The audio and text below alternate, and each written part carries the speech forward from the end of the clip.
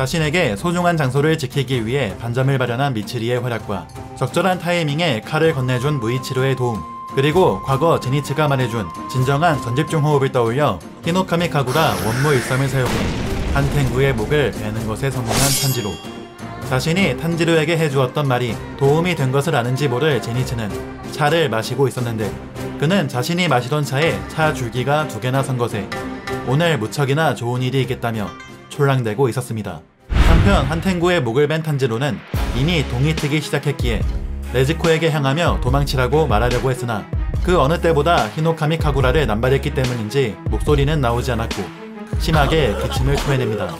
그러나 얼른 도망치길 바라는 탄지로의 마음과 다르게 오히려 네즈코는 탄지로를 향해 달려오기 시작했죠. 네즈코의 눈에는 탄지로의 뒤에서 계속해서 움직이는 한텐구의 모습이 보였기 때문이었습니다. 그런 사실을 모르는 탄지로는 자신에게 다가온 네즈코에게 그늘이 생길 곳으로 어서 도망치라고 말했죠.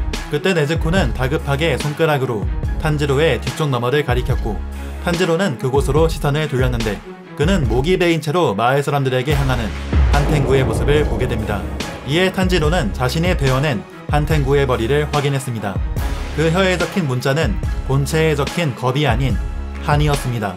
탄지로는 서둘러 한텐구를 막으려고 했으나 그때 태양빛이 엄습해왔고 곧 네즈코의 피부는 타들어가기 시작했습니다.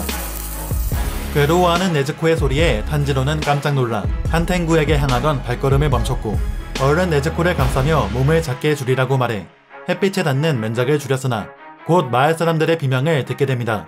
이에 탄지로는 네즈코를 햇빛으로부터 감싼 자신 대신 그들을 도와줄 수 있는 누군가를 찾았습니다. 하지만 다들 벼랑 위에 있었기 때문에 그들을 도울 수 있는 상황이 아니었죠. 한텐구 또한 태양빛에 사라지게 될 것이었으나 그 전에 마을 사람들은 한텐구에게 희생될 것이었습니다. 현재 그들을 구할 수 있는 자는 탄지로뿐이었고 마을 사람들을 구해야 할지 이대로 태양빛에서 네즈코를 감싸야 할지 갈등에 빠진 탄지로는 어떤 결단을 내리기 어려워했죠.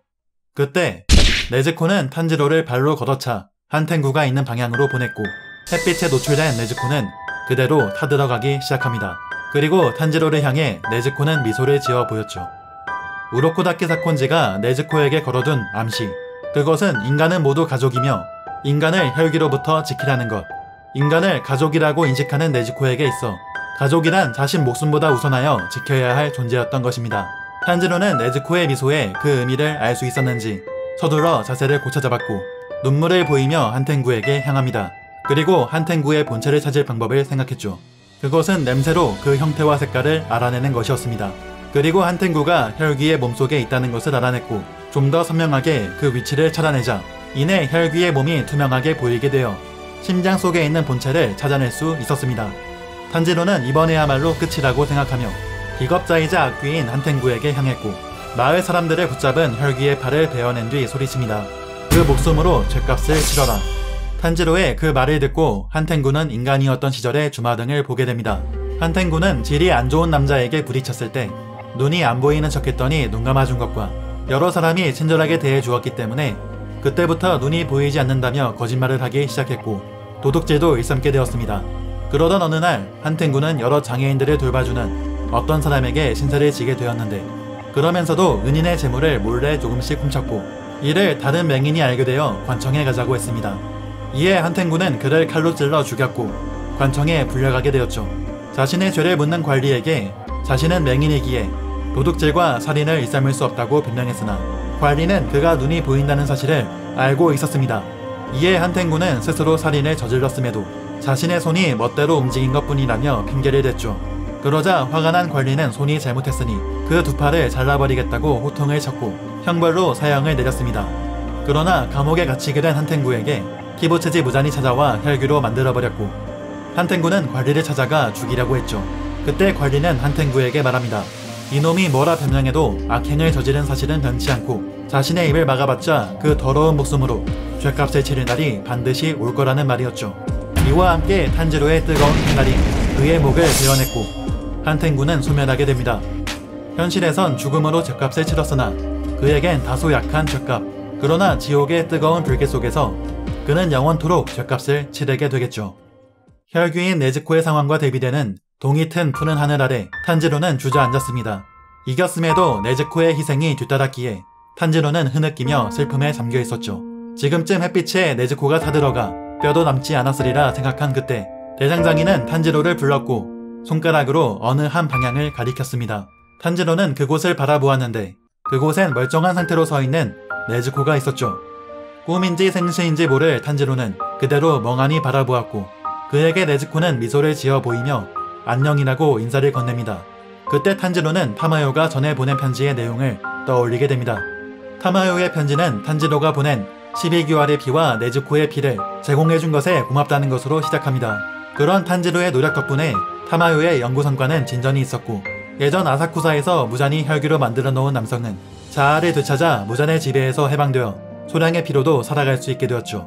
이어서 연구 과정에서 발견한 네즈코의 피의 변화에 대해 말했습니다.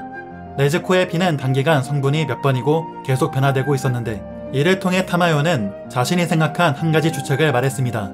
네즈코가 여전히 자아를 되찾지 못하고 어린애 같은 상태에 놓여있는 이유는 필시 네즈코 안에는 자아를 되찾는 것보다 더 중요하고 우선시 해야 할 일이 있는 것이 아닐까 하는 추측이었죠. 그리고 자신의 결론을 말했습니다. 네즈코는 가까운 시일 내에 태양을 극복할 것 같다는 결론을 말이죠. 탄지로는 네즈코가 태양을 극복하고 말할 수 있게 된 것에 인간으로 돌아온 것인가 싶었으나 눈도 송곳니도 그대로였기에 아직 인간으로 돌아온 건 아니라고 생각했습니다. 마을 사람들은 그들에게 다가와 고마움을 표했고 탄지로는 네즈코가 먼지가 되어 사라지지 않은 것에 그동안 북받쳤던 감정이 폭발했는지 네즈코를 와락 끌어안았습니다.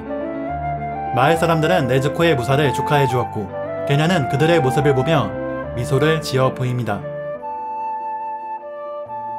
탄지로는 네즈코가 무사한 것에 그동안 쌓은 피로가 몰려왔는지 털썩 쓰러졌고 조아쿠텐과의 싸움에서 슬슬 한계에 몰려 죽겠다고 생각한 미츠리는 자신에게 향하던 목련과 조아쿠텐이 소멸하는 모습에 탄지로가 본체의 목을 베는 것에 성공했다는 것을 느끼고 크게 기뻐합니다.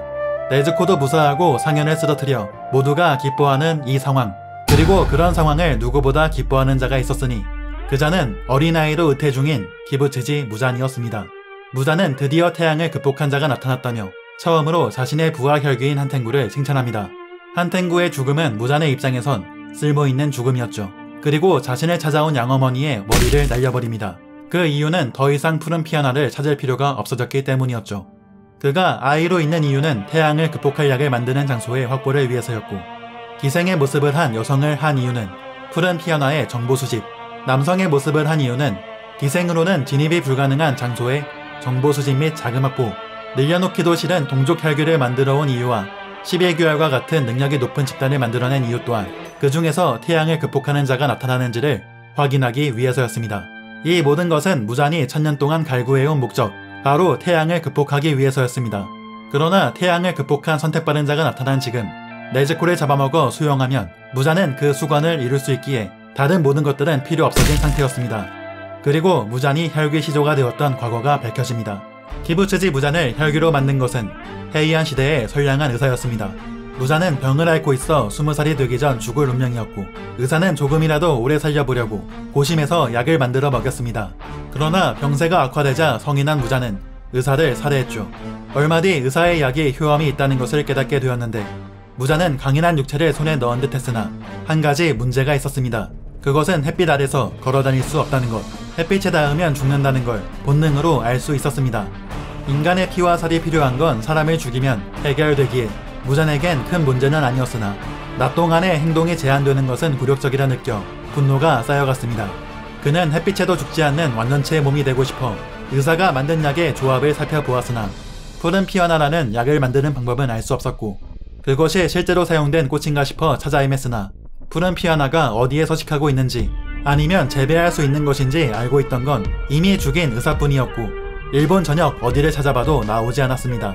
무자는 완벽한 불사신이 되기 위해 푸른 피아나와 태양을 극복할 수 있는 체질을 가진 자를 찾아내는 일, 이 두 가지를 가장 우선시해왔고 태양을 극복한 네즈코의 존재를 무잔히 알게 된 지금 이것은 네즈코를 둘러싼 예전보다 더욱 치열하고 큰 싸움을 예고하는 것이었습니다. 한편 무이치로와 탄지로는 서로 괜찮은지 안부를 묻고 있었고 탄지로는 무이치로가 칼을 던져준 것에 고맙다고 말합니다. 무이치로 또한 탄지로에게 고맙다고 말했죠.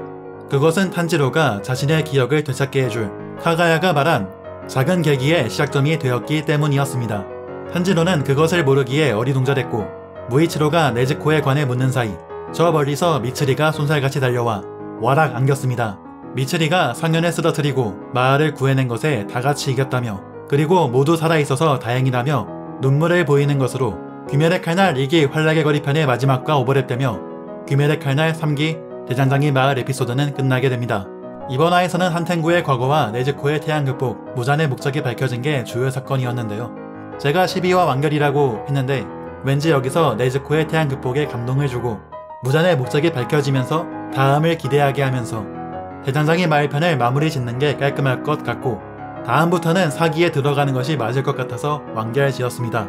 2기와 비슷한 구조로 끝내는 거죠. 이제부터는 훈련에 임하며 규절대의 일상이 주를 이루기 때문에 4기부터는 1기와 비슷한 구도로 흘러갈 것 같습니다. 이번 대장장이 마을편 에피소드의 의미와 심층 리뷰는 다음 합본 리뷰 때 추가하여 업로드할 예정이니 기대해 주시기 바랍니다. 그럼 안녕!